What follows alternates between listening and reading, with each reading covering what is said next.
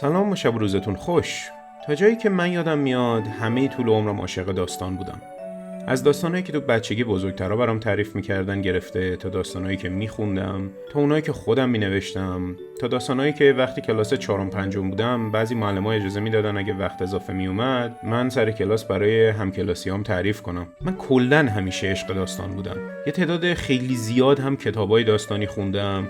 کتابای مصورم خیلی زیاد دوست داشتم. همه جور داستانی تو کتابام پیدا میکنی. از تنتن و بلیک و مورتیمر بگیر تا هنگ سگ گاوچران، بچهای بدشانس، هری پاتر، پوارو، دلتورا تا 2 سری از کتابای دارنشان.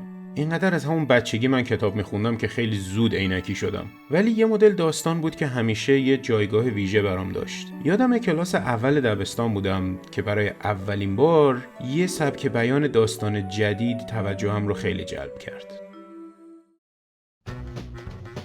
نورهود یه بازی داستانی به شدت تخیلی و عجیب و غریب بود و من عاشقش شدم. آره، گرافیکش در اشل بازی‌های امروزی اصلا قابل تحمل هم نیست. روی کامپیوترهای مدرن اجرا هم نمیشه و من این تصاویر رو با یه امیولیتر آنلاین ضبط کردم. ولی برای من 7 ساله واقعا یه چیز دیگه بود. یه داستان که نه تنها یه سیر منطقی و بامزه داشت، بلکه من داشتم شخصیت اصلی ماجرا رو کنترل میکردم. من خودم داشتم داستان رو تجربه میکردم، نه اینکه تجربیات یه نفر دیگر رو بخونم یا تماشا کنم. اگه کلیمن یه جایی گیر کرده بود، من باید معمایی رو بروش حل میکردم تا درست بشه. بازی اجازه میداد من خودم توی داستان باشم. به عقیده من بازی‌ها کاملترین شکل از رسانه هستن. راه‌های خیلی زیادی برای انتقال یک داستان وجود داره، ولی واقعاً این تنها بازی‌ها هستن که به ما اجازه میدن خودمون رو جای یک شخصیت یک داستان قرار بدیم و به راحتی بتونیم احساس کنیم که خودمون توی بطن یک داستان حضور داریم.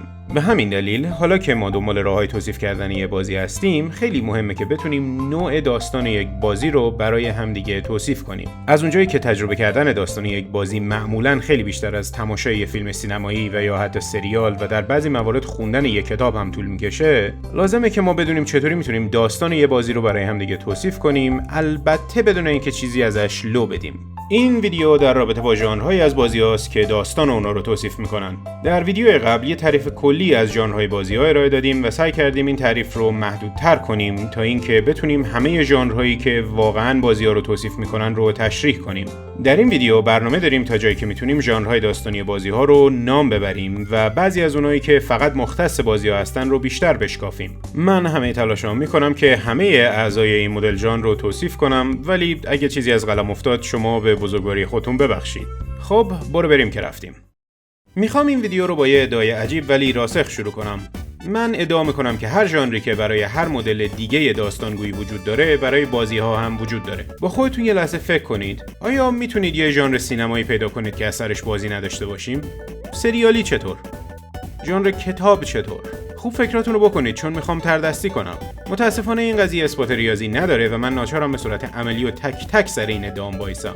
این لیست همه ژانرهای ادبی در ویکی‌پدیاست. در اینجا من برای هر کدوم از این ژانرها یک بازی مثال میزنم. دقت داشته باشید که برای هر کدوم از اینها احتمالاً بیشتر از یه ژانر میشه نام برد. با این حال من برای اثبات حرفم و برای اینکه این ویدیو پایان هم داشته باشه، فقط برای هر ژانر یک مثال مطرح میکنم. آماده؟ 3 2 1. اکشن شنک، تاریخی وردان، تخیلی تاریخی زامبی آرمی، تخیلی بدگمان وی هپی فیو، تخیلی ویچر، ترسناک اوتلاست، جامعه امروزی پلیگ اینک، جنایی مردرد سول ساسپکت، حدسی از آینده سایبرپانک 2077، حماسی دلهره‌آور رزیدنت ایول، رومانتیک هانی دریم دد چی بگیم که منکراتی نباشه؟ والی بازی داره، رالیسم جادویی اوورواچ، سیاسی The Political Machine، طنز اجتماعی و سیاسی Mr. President، عجیب و غریب The Neverhood، علمی تخیلی Warframe، فلسفی The Talos Principle، کمدی سام اند مکس، ماجراجویی سوپرالند، محیط شهری مکس پین، درام The Last of Us، معمایی Contradiction، وسترن Red Dead Redemption. همه لیست ویکی‌پدیا رو گفتیم ولی هنوز یه چند تا ژانر داستانی دیگه هم مونده که تو لیست نیستن ولی من میتونم راجع به اونها هم مثال بزنم. داستان کوتاه The Short Hike، بیوگرافی The Beginner's Guide، تبلیغاتی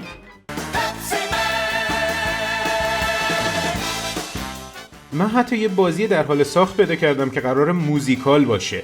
اوکی، اون بازیایی که به شوخی برای رمانتیک پیدا کرده بودم اینا ایروتیک هستن نه رمانتیک. بهترین مثال واقعی برای یه بازی رمانتیکی که من میشناسم این بازی به شدت قدیمیه به اسم باینری لند یا ینانی لند هم به ژاپنی ظاهرا بهش میگن که واقعا هدف بازی تمام مدت رسوندن این دو تا پنگوئن به همه. خیلی باحاله. خب حالا که این مسئله رو اثبات کردیم وقتشه که راجع به نکته مهم بعدی داستان در بازی‌ها صحبت کنیم. نقش داستان توی بازی. رابطه داستان با تجربه‌ای که بازیباز با یه بازی داره معمولاً یکی از این سه حالته. حالت اول داستان‌های از پیش تعیین شده.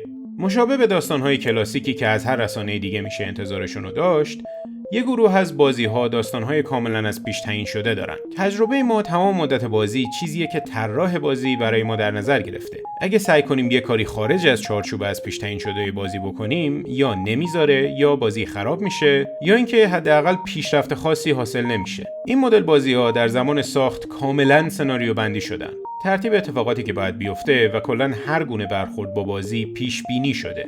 یه اصطلاحی که بعضی وقتا برای اینا به کار میره اینه که اینا رو ریل قرار دارن. به این معنی که مثل قطار هیچ وقت نمیتونن از مسیر حرکت خودشون خارج بشن. مثال برای این مدل بازی خیلی زیاده. خیلی از بازی‌های داستانی این مدلی هستن و بازیکن واقعا آزادی عمل خیلی کمی داره. بازی‌هایی که هدف اصلیشون کاملا داستانیه به یه ژانر کلی تعلق دارن به اسم استوری ریچ که اینجا یعنی مملو از داستان. تو این بازی‌ها مکانیک بازی معمولاً در راستای داستان بازی قرار داره. به عبارت دیگه هر کاری که تو این بازی‌ها می‌کنی یه بخشی از داستان بازیه. بعضی بازی‌های این گروه حتی سعی می‌کنن توهم اختیار رو هم به ما القا کنن. مثلا به ما حق انتخاب میدن یا چند راه برای انجام یک کار جلوی پایمون میذارن. ولی همه این انتخاب‌ها خودشون از پیش طراحی شدن.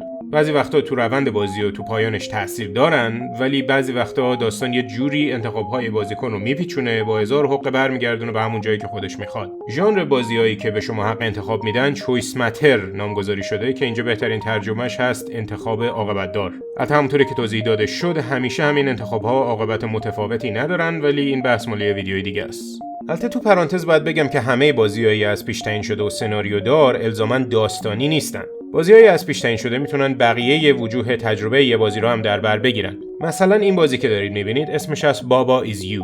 ترجمهش نمی‌کنم به خاطر اینکه این جمله فقط توی خود بازی معنی دار میشه. این یه بازی فکریه که اصلاً داستان هم نداره. با این حال هر مرحله یک جواب درست بیشتر نداره. بنابراین از پیش تعیین شده که دقیقاً چطوری باید بازی کنی. اگه اون کاری که ازت خواسته شده رو انجام ندی، بازی پیش نمیره. از این مدل خیلی زیاده و مخلص کلام این که سناریو داشتن در بازی‌های این دور زمونه به این معنی نیست که حتما داستانی هم پشتش وجود داره. حالت دوم، روایت هر شخص. درست نقطه مقابل بازیایی که کل تجربهشون از پیش تعیین شده است، بازیایی هستن که تجربهشون 100% به دوش خود بازیکنه. این بازی‌ها معمولاً هیچ داستانی ندارن و به همین دلیل هیچ هدف دستیافتنی هم ندارن. در ویدیوی نوبازی‌ها راجع به این مدل بازی‌ها کمی صحبت کردیم و وقتی به ویدیوی فضای کلی هم برسیم باز راجع بهشون صحبت می‌کنیم. مثلا بازی ماینکرافت هیچ داستانی نداره. تو این بازی شما هر جا بخوای میری و هر چیزی بخوای میسازی و سازنده بازی کوچکترین دخالتی در روند اتفاقاتی که برای شما میفته نداره. حتی تا جایی که هر بار یه بازیکن یه دنیای جدید رو آغاز میکنه، همه چیز کاملا به صورت تصادفی تولید میشه که به این میگن randomly generated. به علت موفقیت ماینکرافت، بازی‌های سندباکس در سالهای اخیر یهو خیلی زیاد شدن. اینا به شما معمولا یه سری ابزار و امکانات میدن ولی بعد شما رو ول میکنن. درسته که هیچ داستانی ندارن ولی هر کسی که اینا رو بازی میکنه یه تجربه کاملا متفاوتی ازشون داره. مثلا خود من خیلی سال پیش یه شب نیمه شب من داشتم ماینکرافت بازی میکردم و توی 1000 توی یکی از این قلعه‌ای که تو جهنم هست داشتم میگشتم. یه راهروی صاف و طولانی دیدم که تهش به دیوار میخورد و با خودم فکر کردم برم درست از نزدیک ته راهرو رو نگاه کنم. شاید به یه راهروی دیگه ختم بشه و من از اینجا نمیبینم. همینجوری دویدم برسم به ته راهرو و یه خورده دیر متوجه شدم که راهرو دقیقاً به دیوار نمیرسه. زیر پام خالی شد، افتادم تو مواد مذاب. یه خروار زره و لوازم از جنس الماس داشتم. تو ماینکرافت اگه تو مواد مذاب بمیری همه چیزا از دستت میفته و میریزه تو همون مواد مذاب و برای همیشه از بین میره. یادم وقتی افتادم احساس کردم یه رگ تو پیشونیم ترکید و تقی صدا کرد. همینجوری که داشتم تو لاوا فرو میرفتم با کمال عجله معجون ضد آتیش رو که همراه خودم آورده بودم و گذاشتم تو هاتبارم و در حالی که نصف جونم رفته بود تون سر کشیدم. سر به زنگا بود. همه بدنم در دنیای واقعی داشت به شدت میلرزید. به بدبختی خودمو به ساحل گدازه ها رسوندم و با ترس و لرز راه خودمو به زور پیدا کردم و رسیدم خونه. خیلی ترسناک بود ولی زنده موندم و چیز میزام رو هم نجات دادم. خب این داستان واقعی یه تجربه‌ای بود که برای خود من به شخصه اتفاق افتاده. کسی چه میدونه عین همین تجربه برای کسی دیگه‌ای هم اتفاق افتاده یا نه. دقیقاً نکتهش هم همینه. تجربه من تو این بازی خودش داستان منه. هر کسی که این مدت ماینکرافت بازی کرده باشه یه داستان کاملا منحصر به فرد داره. این یه داستان بود، یه داستان واقعی. اگه از اکثر داستانایی از پیش طراحی شده بازی‌ها روی من بیشتر تاثیر نگذاشته باشه، کمتر هم منو مجذوب خودش نکرده. خوب به این نکته فکر کنید. بازی که داستانی براش در نظر گرفته نشده، هنوز هم میتونه ساعت‌ها داستان‌های اختصاصی از خودش به جا بذاره. حالت سوم، دو دنیای متفاوت. بازی‌های دسته سوم یه جورایی وسط راه هستن. این بازی‌ها یه بخش داستانی دارن و یه بخش غیر داستانی. توصیفش بدون مثال سخته، پس بگم مثلا GTA. بعضی وقتا بازیکن داره داستان بازی رو معمولاً از طریق یک مأموریت تجربه میکنه. این بخش‌های بازی از پیش تعیین شده هستن و دقیقاً اتفاقات همونطوری که باید میافتن. اگه خراب کنی مأموریت رو باختی، بعد از اول بری. ولی وقتی مأموریت تموم شد، حالا یه جورایی تو شهر ولی.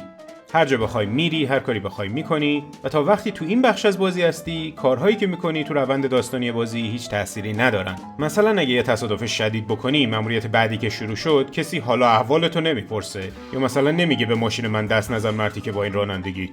یا اینکه پیش میاد تو یه سری بازی‌های داستانی که زامبی دارن، وقتی تو بخش داستانی بازی هستیم و یه کاراکتر رو زامبیا گاز میگیرن، طرف حتما مبتلا میشه و خودش هم تبدیل به زامبی میشه. ولی کاراکتری که ما کنترل میکنیم و روزی 30-40 بار زامبیا گاز میگیرن ولی مبتلا نمیشه. دقیقاً این مدل بازی‌ها هستن که روایت داستانیشون با روایت تجربیشون مطابقت نداره. این مدل بازی‌ها هم داستانی به حساب میان ولی از ژانر استوری ریچ نیستن دیگه. یه جورایی تو اینا داستان حداکثر 50% اهمیت داره. بازیساز اینا رو با کمترین ریسک ممکنه ساخته، جوری که هم کسایی که برای داستان دارن بازی میکنن بپسندن و هم کسایی که برای مکانیک بازی دارن بازی میکنن. و چون تو بازی‌ها معمولاً بازی‌بازا حاضرن کوتاه بیان و خیلی به طبیعی بودن اتفاقات گیر ندن، این مدل بازی‌ها هم بسیار موفق هستن.